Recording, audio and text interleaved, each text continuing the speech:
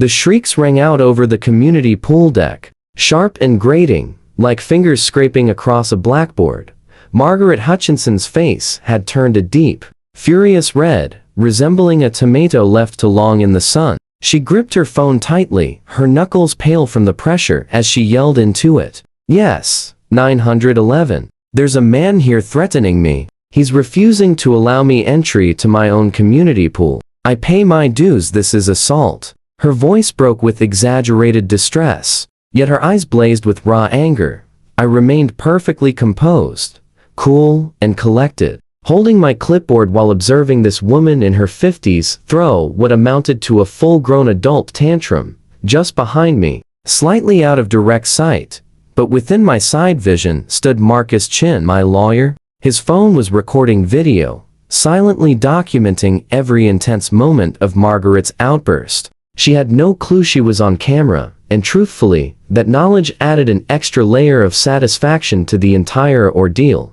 Allow me to provide some context. My name is David Martinez, and 3 months earlier, I had become the youngest HOA president ever in Willowbrook Estates. I took over a total disaster left by the prior board, which had been headed by Margaret Hutchinson herself. For 5 years, she had managed the neighborhood like her own private domain, showing favoritism, disregarding the bylaws, and treating the community pool as her exclusive retreat. My initial priority was straightforward: enforce the long-ignored rules. I distributed notices regarding delinquent dues, displayed explicit guidelines for pool use, and, crucially, suspended pool access for repeated offenders. Margaret led that list with $8,000 in outstanding dues and 17 recorded violations, such as bringing unapproved guests, holding parties after closing hours, and verbally harassing the pool maintenance crew. The regulations were unambiguous and displayed prominently in 3 spots around the pool area. Yet Margaret had functioned beyond accountability for so long that she truly thought rules didn't apply to her. Upon receiving her suspension letter by certified mail, she dismissed it with laughter. When I disabled her key fob, she attempted to slip in behind other residents at the gate. After that stopped working, she began appearing during my volunteer shifts as a pool monitor, challenging my authority.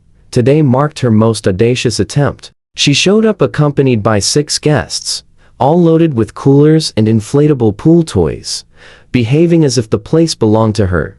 "David," she said, flashing a fake sweet smile that never touched her eyes, "surely you can bend the rules for a founding member of this community. My sister is here, visiting from out of state." "I'm sorry, Margaret," I responded, keeping my voice professional even as I fought back a grin. "Your pool access remains revoked until your balance is paid in full, and you've signed the behavioral agreement detailed in your notice." That was the moment her facade crumbled. Her expression twisted into something harsh and unpleasant as she advanced closer, pointing her finger aggressively toward my chest. "Listen up, you petty little control freak. I've lived in this neighborhood since before you were even born. I created this HOA from nothing. You think you can just come in here and bully me?" "I'm not bullying anyone," I replied evenly. "I'm merely upholding the bylaws that you personally helped draft." Per Section 4, Subsection 3, any member with dues unpaid for over 6 months loses access to community facilities. Her sister and the other guests fidgeted awkwardly behind her, obviously mortified by the escalating spectacle. One of them gently pulled at Margaret's arm. "Maybe we should just head to the public pool instead." But Margaret was far past listening. She jerked her arm free and amplified her volume even more. "This is discrimination. Harassment. I'll have your position, David Martinez. I'll contact the news channels. I'll broadcast this everywhere on social media. The whole world will see what a dictator you are. That's your prerogative," I said, subtly nodding toward Marcus, who had maneuvered into an ideal spot to record both of us clearly. "But the rules are applied fairly to all residents." That pushed her over the edge. She hurled her beach bag onto the concrete and yanked out her phone. "Fine, you want to play tough? I'm calling the cops. You're threatening me. You're physically blocking me from property I own." "I haven't laid a hand on you, Margaret. I'm simply standing here with my clipboard, recording this encounter as mandated by HOA policy."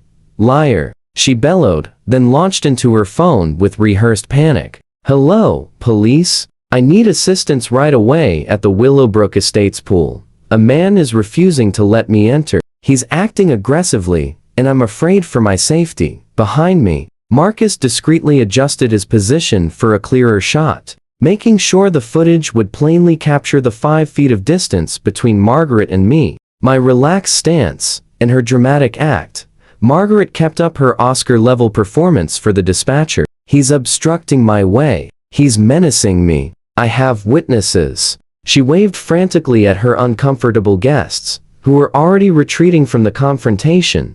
Less than 10 minutes later, 2 patrol cars arrived in the pool parking lot. Officers Patricia Williams and James Thompson walked up with the tired looks of law enforcement officers all too familiar with neighborhood association disputes. "Officers, what's the issue here?" Officer Williams inquired, her hand lightly placed on her radio as she spoke. Margaret wasted no time diving into her tearful tale, producing fake tears on cue. "This man is discriminating against me. I've been a resident here for 20 years, and he's on some ego-fueled rampage, denying me access to the pool that I help fund." Officer Williams listened attentively with a nod, then shifted her attention to me. "Sir, would you mind sharing your perspective?" "Certainly," I replied, retrieving a thick manila folder attached to my clipboard. "I'm the HOA president. Miss Hutchinson's pool access has been revoked because of $8,000 in delinquent dues and numerous breaches of pool regulations. Here are the supporting documents, including the certified mail receipt confirming she received proper notification." Margaret's complexion shifted from crimson to a deep violet. "That's completely false. I never got any such notice." At that moment, Marcus moved forward. "Officers, I'm Marcus Chin, legal counsel for the Willowbrook Estates. HOA. I've been recording this whole exchange." He raised his phone. "I have clear video evidence of Miss Hutchinson advancing toward Mr. Martinez, issuing threats and making unfounded allegations of assault. Would you care to view it?" Margaret's face paled dramatically as the realization hit that she'd been filmed. "You aren't allowed to record me without my consent. That's against the law." "Actually," Officer Thompson cut in, "California requires 2-party consent only for private conversations, but this is a public space with visible security signage. Recording here is entirely permissible." Marcus linked his phone to his tablet and began playing the footage for the officers. It captured everything in sharp, high-definition detail.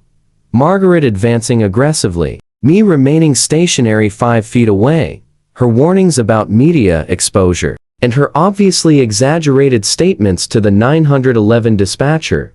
Officer Williams viewed the video with arched eyebrows, then directed a firm gaze at Margaret. "Ma'am, filing a false report with 911 is a misdemeanor offense. You alleged assault and threats, but the footage plainly demonstrates that neither took place. But he was intimidating me just by being there." Margaret stammered desperately. "Standing in a public space holding a clipboard does not constitute intimidation," Officer Thompson stated firmly. "However, abusing emergency services is indeed a criminal act. We could take you into custody right now."